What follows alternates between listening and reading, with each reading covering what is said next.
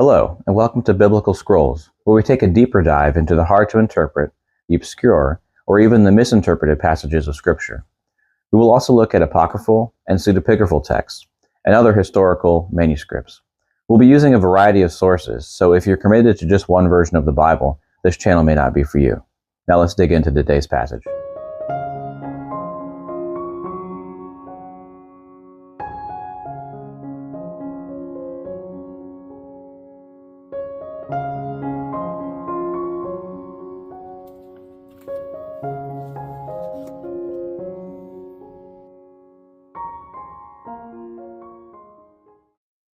The passage we are going to start with today is Joshua 11, 6 through 23.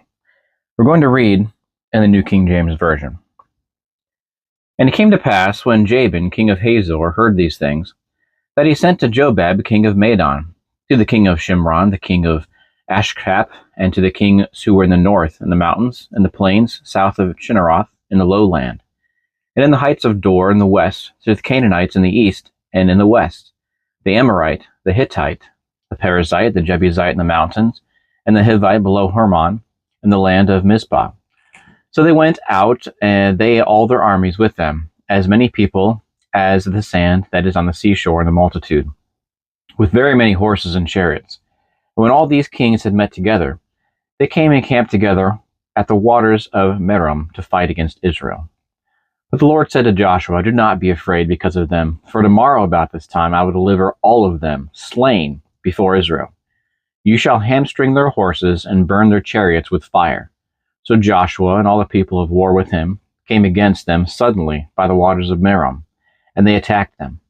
And the Lord delivered them into the hand of Israel, who defeated them and chased them to greater Sidon, to the brook Mizrapoth, and to the valley of Mizpah eastward. They attacked them until they left none of them remaining. So Joshua did to them as the Lord had told him. He hamstrung their horses and burned their chariots with fire. Joshua turned back at that time and took Hazor and struck its king with the sword, for Hazor was formerly the head of all those kingdoms. And they struck all the people who were in it with the edge of the sword, utterly destroying them. There was none left breathing. Then he burned Hazor with fire. So all the cities of those kings and all their kings Joshua took then and struck with the edge of the sword. He utterly destroyed them, as Moses the servant of the Lord had commanded. But as for the cities that stood on their mounds, Israel burned none of them, except Hazor only, which Joshua burned. And all the spoil of these cities and the livestock the children of Israel took as booty for themselves. But they struck every man with the edge of the sword until they had destroyed them, and they had left none breathing, as the Lord had commanded Moses his servant. So Moses commanded Joshua, and so Joshua did. He left nothing undone, and all that the Lord had commanded Moses. Thus Joshua took all the land, the mountain country, all the south, all the land of Goshen, the lowland, and the Jordan plain, the mountains of Israel and its lowlands, from Mount Halak and the ascent of Seir, even as far as Baal-Gad in the valley of Lebanon below Mount Hermon. He captured all their kings and struck them down and killed them. Joshua made war a long time with all those kings. There was not a city that made peace with the children of Israel except the Hivites, the inhabitants of Gibeon. All the others they took in battle. For it was the Lord to harden their hearts, that they should come against Israel in battle, that he might utterly destroy them, and that he might receive no mercy, but that he might destroy them as the Lord had commanded Moses. And at that time Joshua came and cut off the Anakim from the mountains, from Hebron, from Debir, from Anub, from all the mountains of Judah, and from all the mountains of Israel. Joshua utterly destroyed them with their cities. None of the Anakim were left in the land, and the children of Israel. They remained only in Gaza, in Gath, and in Ashdod. The question we're going to answer here is why did God condone and help Israel commit mass genocide during Israel's conquest in Canaan? Well, first of all, we need to realize that God is the creator of life, and he can also destroy life when he sees fit, whether you're 3 or 103. Who is the creature to question their creator? Next, specifically in this situation, this is God's judgment of 400 plus years of sin, including child sacrifice, on the outstretched hands of the Canaanite god Molech. Why so often do we complain about all the evil in the world that God allows, but then read a passage like this and call him genocidal when he stops evil? If God stopped all evil in the world, there would be nobody left. There is none righteous, not even one. No one understands. No one seeks after God. So you see, it's not genocide. It's judgment. God did the same thing to Israel. Egyptian captivity, Babylonian captivity, dying in the wilderness due to unbelief, etc.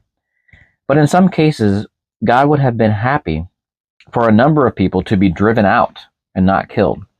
Joshua 24:12 says, I sent the hornet before you, which drove them out from before you. Also the two kings of the Ammonites, but not with a sword or with your bow. Numbers 21:32 says, Then Moses sent to spy out Jazer, and they took its villages and drove out the Amorites who were there. So there are at least a dozen passages about driving out the inhabitants rather than killing them. But there are some that God says to kill.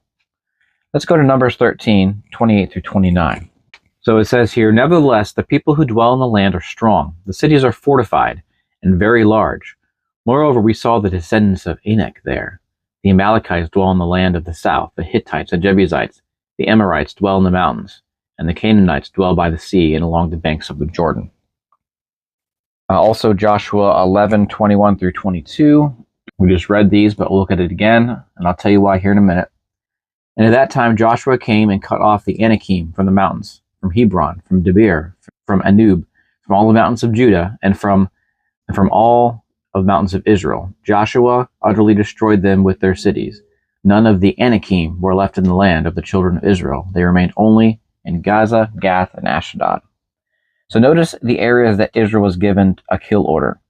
It was the places containing the Anakim, or Anak, and the cities that had these inhabitants.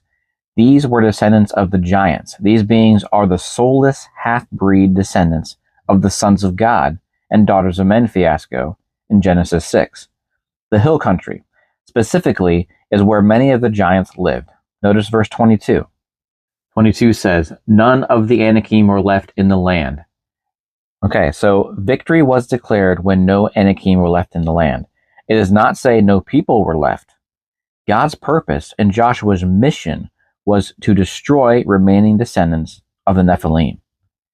The Old Testament is a unique theocracy, not permanent or ideal for all time, but rather a means to a promised new covenant. I hope you enjoyed this video and maybe even learned something. Please subscribe and give a thumbs up. The topics on this channel are difficult and sometimes there's a difference of opinions, but that's okay. Be blessed, be encouraged, and I'll see you in the next video.